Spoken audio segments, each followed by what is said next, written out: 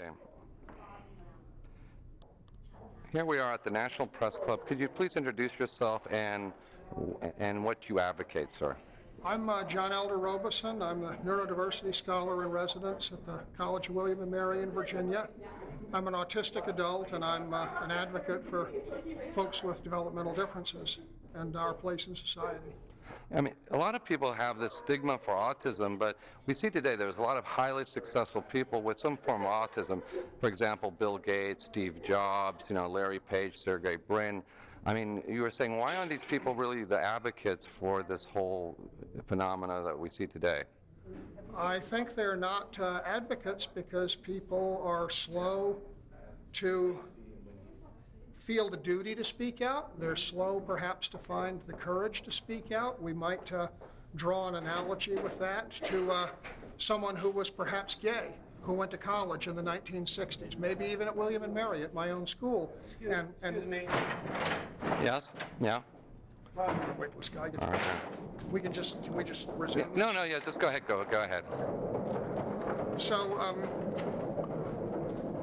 a person might have not been able to say he was gay to his pastor. He couldn't tell his friends. Maybe he was bullied or ridiculed in school. He comes to college and he meets a professor, and the professor says, "Hey, I'm gay, and we actually have a gay student group here.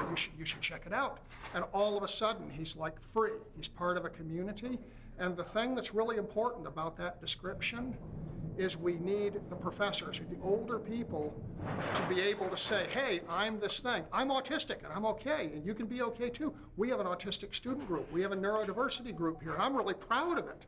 And so instead of people being ashamed and hiding, people have to say, "I'm this way, and sure, I was disabled as a kid. Sure, I did suffer as a kid, and I suffer sometimes today, but I'm also proud that I can do what I do because I am different." You were saying that with John Donvan and everyone else in the room just now, that the population of people in touch with autism is about the size of the Jewish population. And that's a real shock to people. And so you look at how Jewish people are treated in the news. Can you imagine what would happen if there was a news story that said 3 people were shot today in a robbery and it said that the gunman was Jewish? The reporter would be on the street tomorrow, and yet, you see it all the time. You see, there was a shooting in school, and it said that the young man had Asperger's syndrome. And there is no more connection between Asperger's syndrome and murder than there is between Jewishness and murder, or being African American and murder.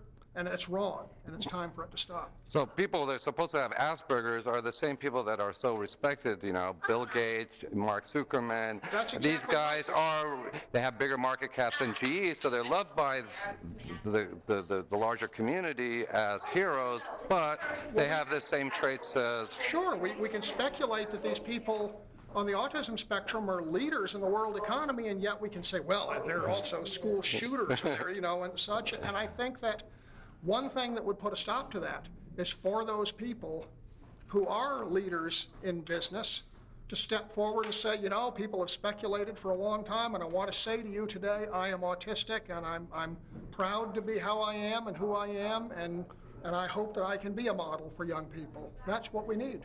Thank you, sir. Thank you very much, sir.